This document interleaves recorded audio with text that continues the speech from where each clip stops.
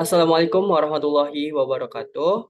Saya Fahriza Irsyad dengan NIM 2110412024 akan mempresentasikan tugas akhir proyek mikrobiologi industri.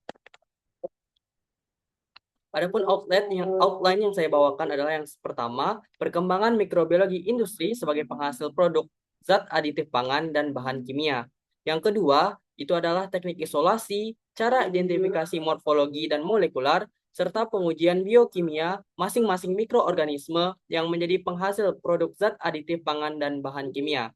Yang ketiga, ada metode induksi atau stres lingkungan untuk peningkatan produk mikrobiologi industri. Dan yang keempat adalah metode rekayasa genetika yang digunakan dalam peningkatan ataupun perbaikan kualitas produksi bahan kimia atau zat aditif pangan dalam mikrobiologi industri. Adapun perkembangan mikrobiologi industri adalah sangat pesat selama beberapa dekade terakhir, seiring dengan meningkatnya pemahaman manusia terhadap mikroorganisme dan potensinya dalam menghasilkan berbagai produk bernilai ekonomi tinggi melalui pemanfaatan mikroorganisme seperti bakteri, mikroalga, dan jamur, serta berbagai proses fermentasi telah diadaptasi untuk menghasilkan produk bernilai tinggi yang sebelumnya hanya dapat diperoleh melalui proses kimia sintesis. Salah satu manfaat utama dari pendekatan mikrobiologi ini adalah efisiensi dan juga efektivitasnya dalam penggunaan sumber daya terbarukan dalam menghasilkan produk yang lebih ramah lingkungan. Sejarah perkembangan mikrobiologi industri dimulai sejak penemuan mikroorganisme oleh Anthony van Leeuwenhoek pada abad ke-17 yang membuka pemahaman tentang makhluk hidup mikroskopis. Selanjutnya, salah satu momen penting dalam sejarah mikrobiologi industri adalah penemuan penisilin oleh Alexander Fleming pada tahun 1928, yang mana menemukan bahwa jamur Penicillium notatum secara alami menghasilkan zat yang mampu membunuh bakteri, yang kemudian dinamakan penisilin. Dan kemajuan besar ini menandai awal era antibiotik, di mana sebagai antibiotik lain seperti streptomycin dan tetracycline juga diproduksi menggunakan metode serupa. Selanjutnya pada era bioteknologi itu dimulai ketika tahun 1970-an dengan kemunculan teknologi rekayasa genetika yang memungkinkan mikroorganisme dimodifikasi untuk menghasilkan produk baru seperti insulin rekombinan yang digunakan untuk mengobati diabetes. Yang mana tahun 1973 teknik rekombinasi DNA ditemukan oleh Paul Berg. Berikut adalah beberapa contoh mikroorganisme yang digunakan dalam kehidupan sehari-hari. Yang pertama ada dalam industri makanan dan minuman, yang kedua ada industri kimia, yang ketiga itu ada industri kesehatan seperti vitamin, enzim, polisakarida, carotenoids, dan pharmaceutical industry. Selanjutnya adalah teknik isolasi dan identifikasi mikroorganisme yang saya bawakan itu ada dua. Yang pertama adalah untuk spesies Cholera vulgaris, yang kedua adalah untuk spesies Spirulina subsalsa. Saya mengambil dari artikel yang pertama yang berjudul Isolasi dan Identifikasi Spesies Mikroalga Air Tawar sebagai Antioksidan dan Antiperglicermic. Yang kedua artikelnya adalah Isolation, Identification, and Germplasm Preservation of Different Native Spirulina Species from Western Mexico. Adapun proses isolasi Cholera vulgaris yang mana dilakukan dengan mengambil sampel menggunakan alat bernama plankton net dengan pengambilan di 3 lokasi berbeda, permukaan, pinggir sungai, dan permukaan tengah sungai serta kedalaman 1 meter di tengah sungai. Plankton net ini dibiarkan selama sekitar 5 menit di setiap lokasi sebelum diangkat.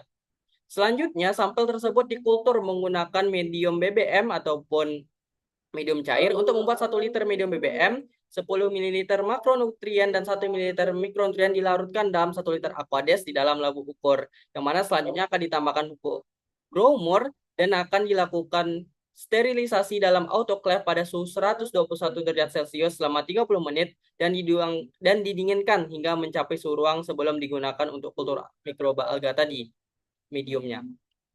Setelah proses isolasi, sampel mikroalga dikultur dalam medium BBM tersebut dengan diencerkan 10⁻10 kali.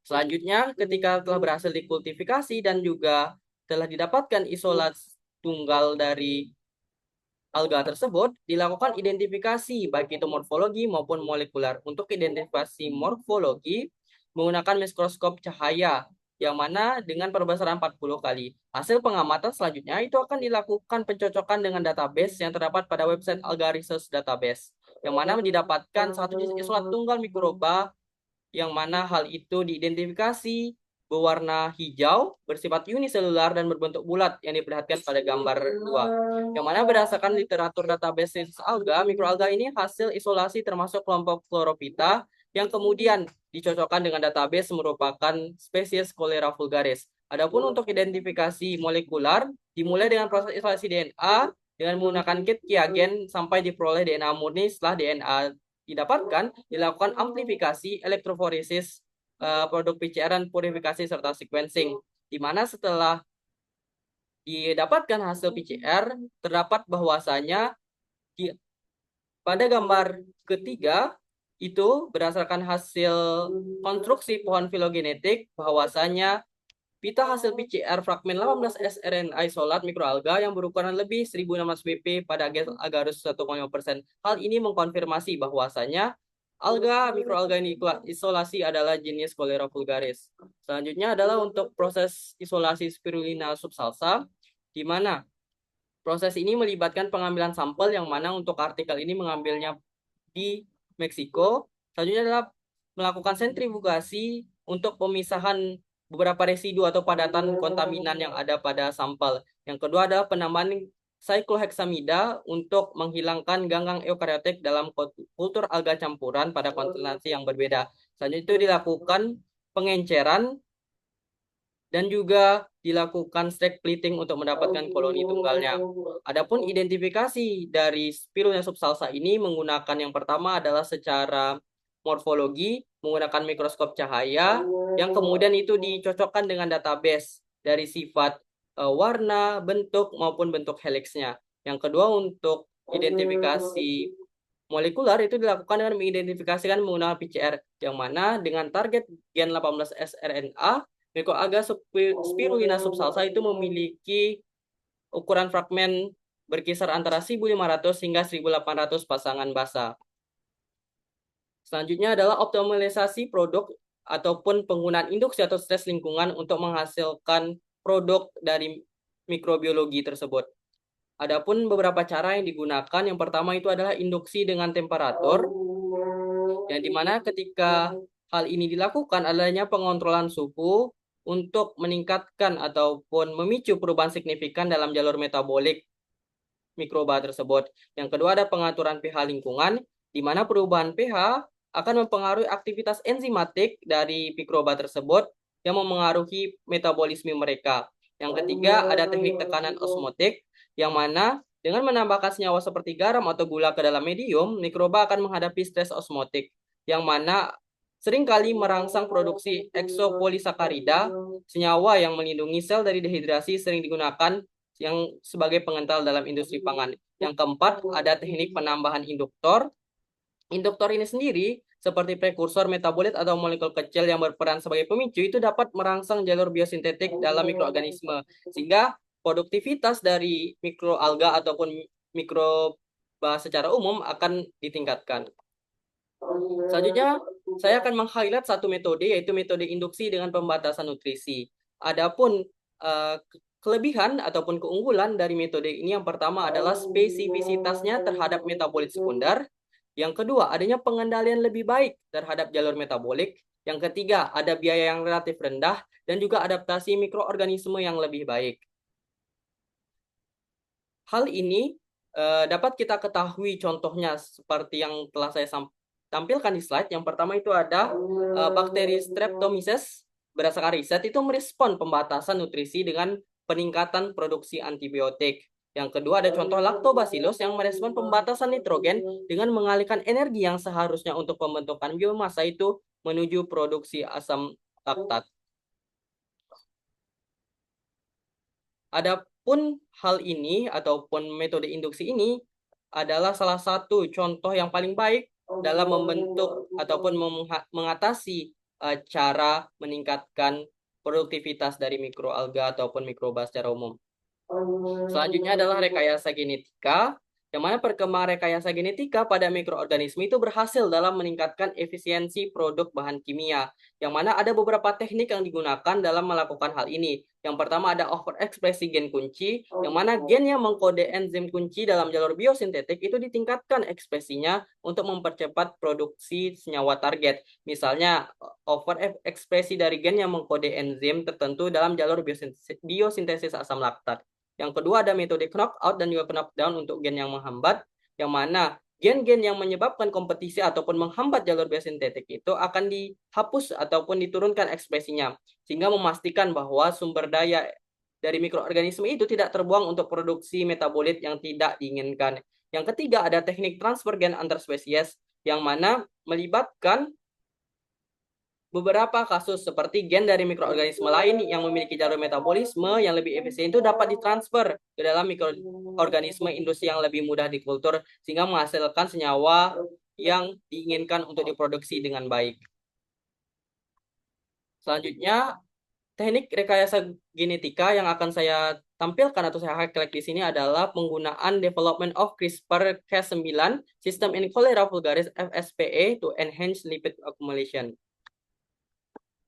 Yang mana prosedur kerjanya itu meliputi seperti yang tertampil pada slide, ada skemanya. Yang pertama adalah pemilihan vektor dan transformasi, yang mana dimulai dengan pemilihan plasmid PHSE401 yang berisi fragmen sgRNA dan Cas9 sebagai vektor ekspresi. Selanjutnya, plasmid ini diubah menjadi Cholera sorokiniana dan Cholera vulgaris FSPE menggunakan elektroporasi.